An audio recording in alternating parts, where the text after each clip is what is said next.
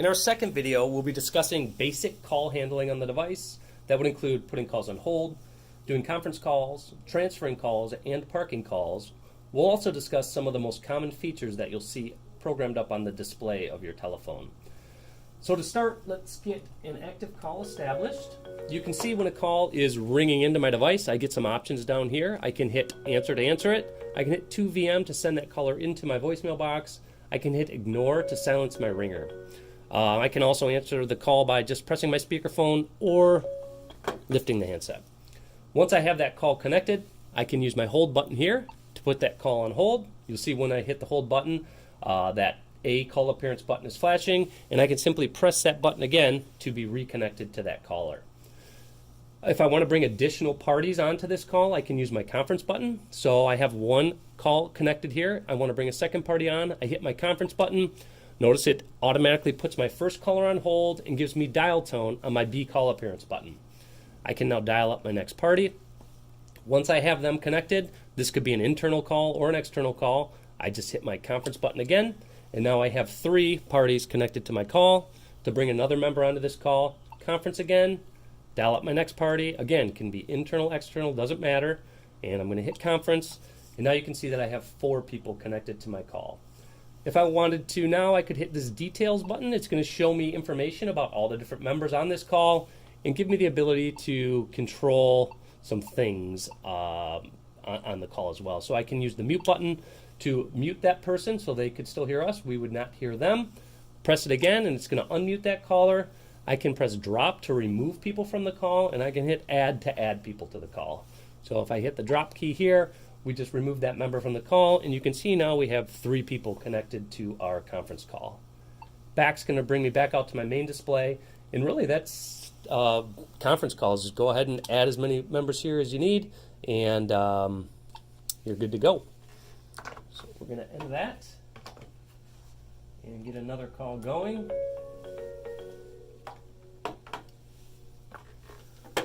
So the next thing you may want to do is perform a transfer. So there's a couple different methods of call transfer. The first one that we're going to talk about is called a blind transfer.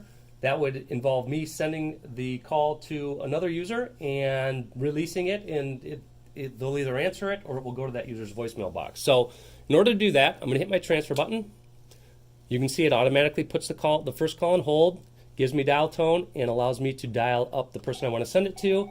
At this point, I could hit complete, or I could hang up the phone to complete that transfer, and that call will then either be answered by the individual we sent it to or go into their voicemail box. The next thing you may want to do would be an assisted or an announced transfer. In order to do that, it's really pretty much the same process.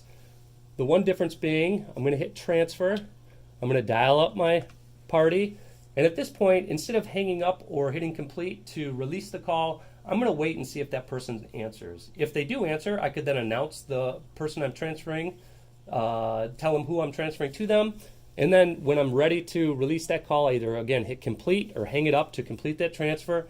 If the person doesn't answer, I can always go back, pick that initial caller up, tell them that the person they wanted to reach wasn't available, and at that point, it brings us to our third type of transfer, which would be a direct-to-voicemail transfer. So when you're active on a call, you can use your voicemail button to send a caller directly into another person's mailbox. So I'm going to go ahead and hit my voicemail button. You'll see it now says visual voice transfer. So I could put in an extension number here. It's going to show me the name of the person or the mailbox that I am sending this to. I could then hit select, and that caller will be deposited directly into that person's mailbox.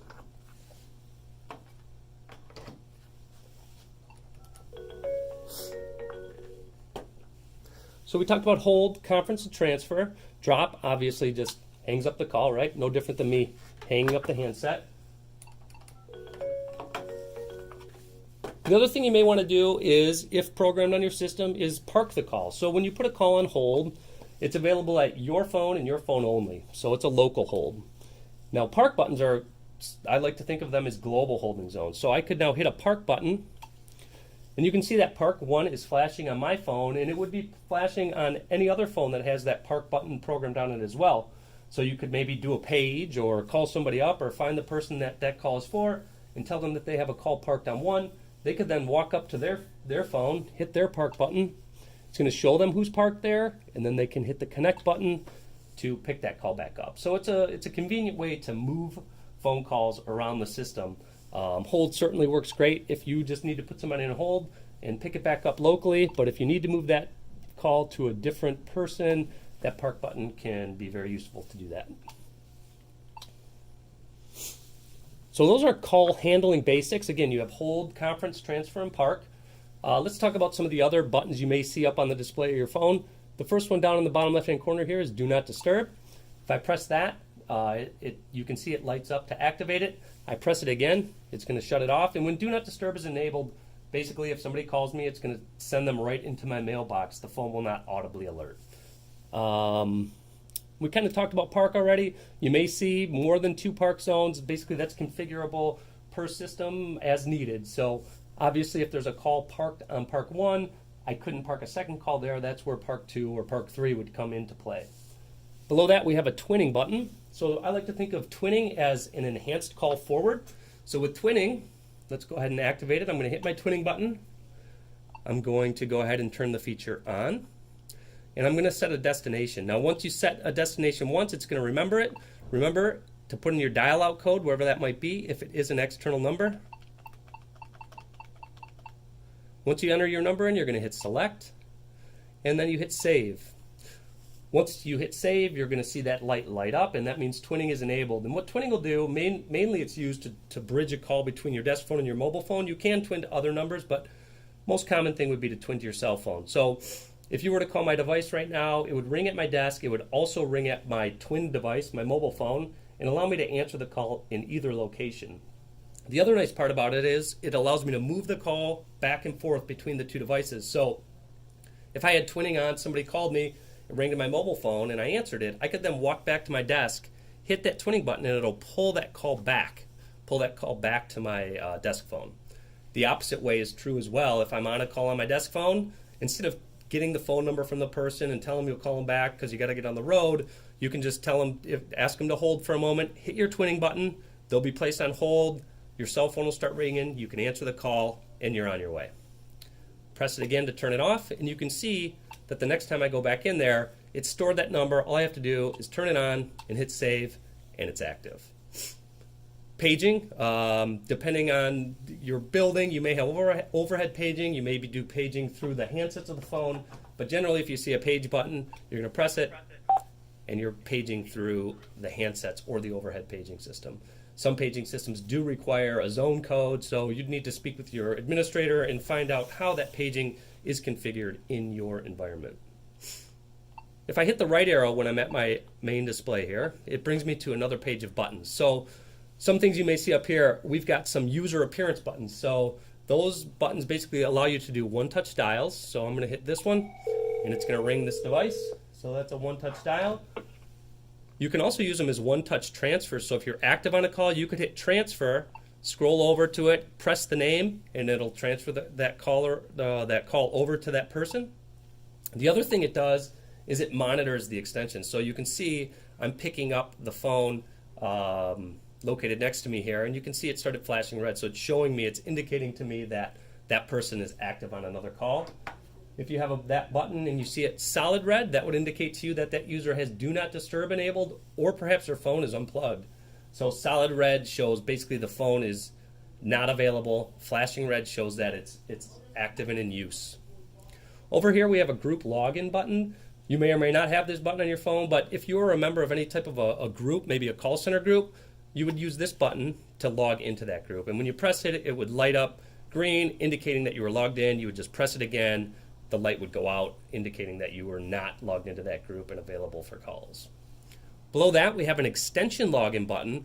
We have the ability to basically have your extension follow you around. So maybe you're working at a different desk for the day. You could hit this extension login button. You could put in your extension number, and then you could put in your password, which would be provided to you by your system administrator. You could hit done, and now I just took my extension and I logged it in over here. Maybe now I want to log back in with the extension that I was. Put in my password. So you can see it's just an easy way to move your extension around if you're working in a different location for the day. Back to my main display here, we've got a redial button. Essentially all this button is doing is launching your caller ID log. So you can see that it is taking me in. Actually, it's just taking me to my outgoing caller ID log. So it's showing me the last several calls I made, allowing me to scroll between them and then call them or see details about that call. Status is only going to show up when you have one of your features enabled, like Do Not Disturb or Twinning. If I press that, it's just going to show me that Twinning is currently enabled. Shut it off and you notice that status button goes away. The features button down here, you probably won't use that much if you have a phone with programmable buttons on it like this one, because we're taking most of the features that you need and we're giving you buttons for them to make them easy and quick to get to. On phones that don't have all those programmable buttons, this is a way that people can get in and scroll through and get to the different features available on the device. And that pretty much covers everything we want to talk to you about up on the display of the phone. We've got one more video that we'll be doing to discuss the voicemail application. Thanks for watching, and we will talk to you soon.